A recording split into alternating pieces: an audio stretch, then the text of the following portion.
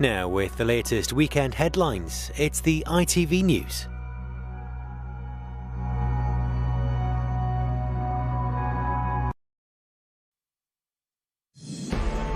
More workers go on the exemption list after record numbers of isolating staff leave services under strain. Police, Border Force and transport services are now able to swap isolation for testing, but other sectors of the economy now want it too. Venues are having to close down, and this comes after 16 months of little or no trading, where about £90 billion worth of sales have been lost while debts accrue. Also tonight, pommel horse precision. Britain's reigning Olympic champion Max Whitlock through to the final. We have the best of Team GB's action from Tokyo. Tiny babies are among those saved as China braces for yet more perilous flooding. And tales of the unexpected, why this horse ended up flying through the sky.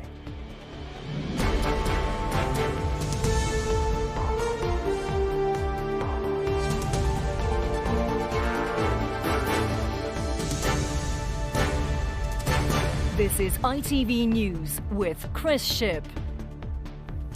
Hello, good evening. With increasing regularity, disruption caused by staff having to isolate is hitting transport services, the UK's borders and supermarket supply chains. And the government today responded by expanding its exemption scheme. Workplace testing will now be an alternative to self-isolation for frontline emergency services, the Border Force and key transport workers. But the extra testing required won't start until Monday, and more firms in other sectors are asking why they are not also being helped. Our political correspondent David Wood reports. A busy and profitable service at this restaurant relies on all staff being available, ready to put the finishing touches on every order. But the more staff pinged, the fewer tables can be served. The manager here says it's important people isolate when told to do so, but he is worried staff shortages may force him to close at busy times. Of course, with the social distancing before and the short of staff, we have to adjust all the time. And of course, during the last 3-4 months, of course, we have less turnover because of the current situation. The government has introduced some exemptions to self-isolation for those in the food supply chain, where contacts of COVID cases will be offered daily tests.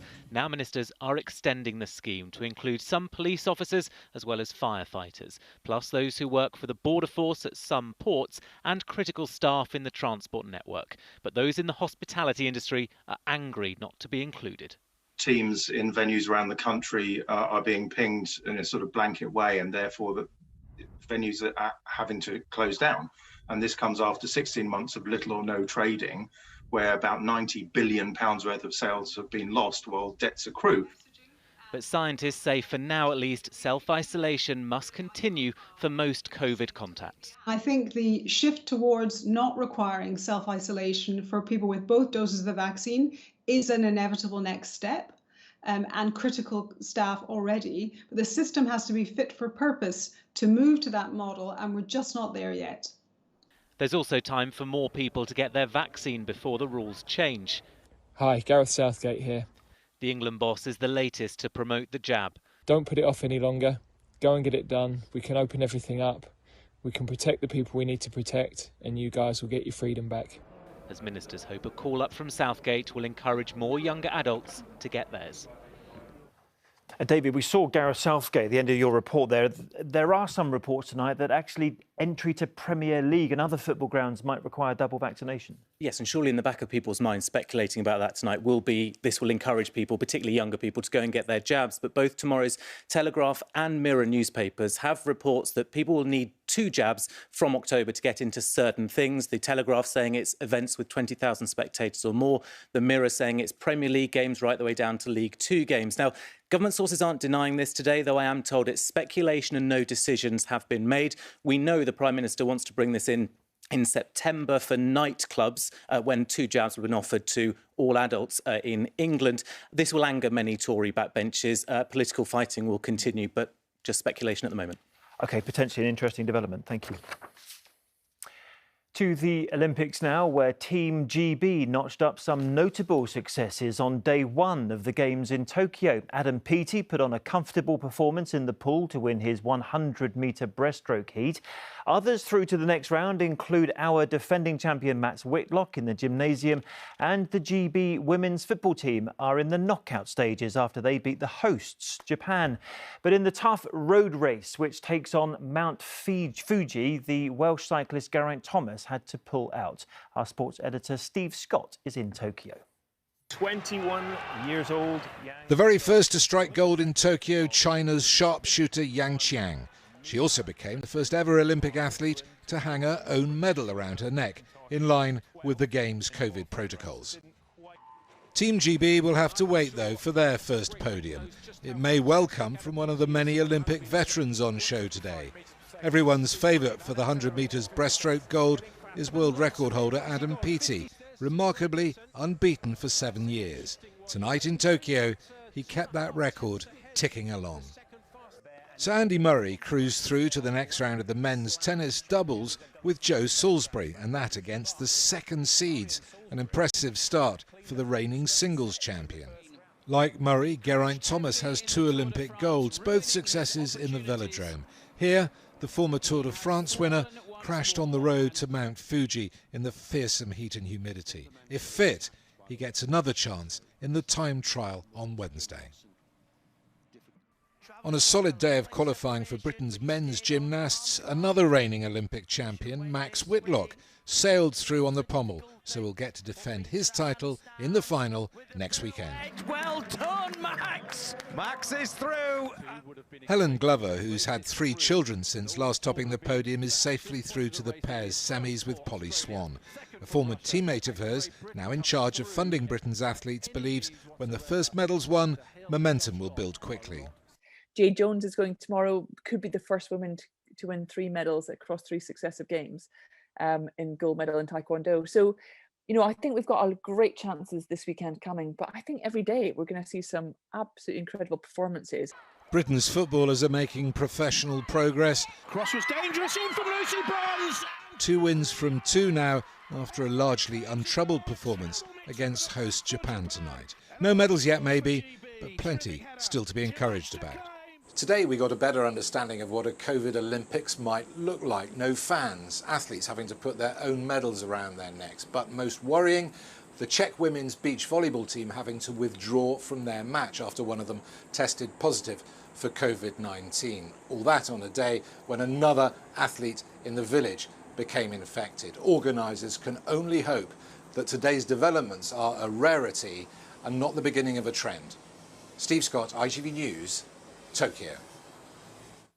It is typhoon season in Southeast Asia, and at least one Olympic rowing event has been brought forward to avoid a storm due to hit Tokyo.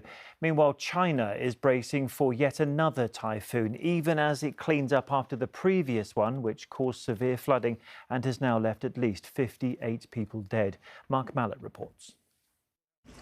Wading through the knee-deep floodwaters in China's Henan province, 3 firefighters.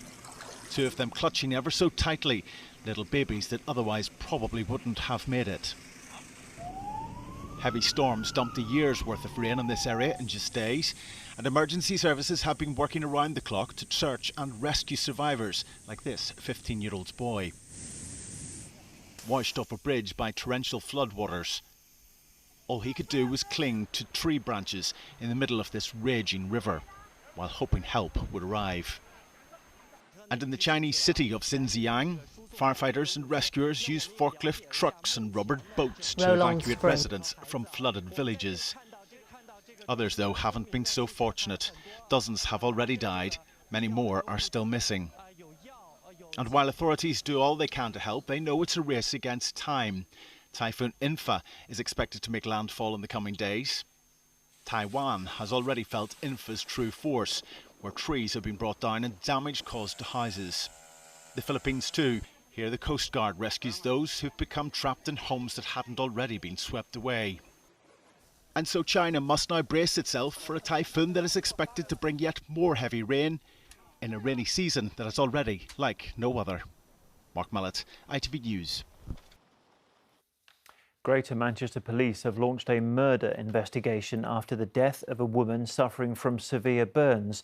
Emergency services treated the 31-year-old woman at an address in Bury, but she died shortly after in hospital. 3 men have been arrested.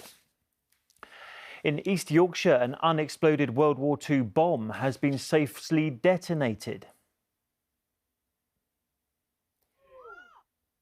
It was discovered by builders on a new housing estate in Goole in East Yorkshire. Parts of the busy M62 had to be closed while it was made safe. And lightning strikes are being blamed for at least 2 fires in Hampshire early this morning. One collapsed the roof of a house in Andover and the resulting fire spread to the neighbouring property. There was this enormous bang noise and flashing of light. I think it woke up the whole street. Went out and looked out, and the house roof was completely ablaze, and then it moved into the roof of the other house as well. Rugby now, and in Cape Town today, the British and Irish Lions pulled off a stunning comeback after finishing the first half 9 points behind the host South Africa in the series opener. Stuart Silvers was watching. The challenge as big as they come. A match and a series that for a long time didn't look like it would take place in front of a backdrop of empty Cape Town stands. But one thing never changes about a Lions series. Bigger to Daly and an enormous hit. South Africa dominant in the tackle and with the boot. Kicked by Andre Pollard. 12 points to 3 down, the Lions needed to switch it up at half-time, and within 4 minutes of the restart, Luke Cowan-Dickey led the forward charge. And they're over! But there's a good reason South Africa are world champions, and after having one try controversially disallowed... And the Springboks so close, and Faf de Klerk with the touchdown. The Lions, though, were a different team in the second half, and it was a Welshman who landed 3 successive kicks to put them ahead for the first time. Perfect from Dan Bigger. One more scare as some terrible defending let in the home side. But once again, the video referee came to the rescue. 22 points to 17 the final score, and history records that the first test in a Lions series is often vital. Stuart Silvers, ITV News. Finally from us, straight from the pages of Greek mythology, a modern-day version of Pegasus the flying horse, yes, you heard that right, has appeared in the skies over Southern California. This is Mackie, a horse who stumbled into a ravine near San Diego and couldn't get out until, that is, a helicopter was sent to help. He bolted once back on terra firma, and who could blame him? But he was uninjured and soon reunited with his owner.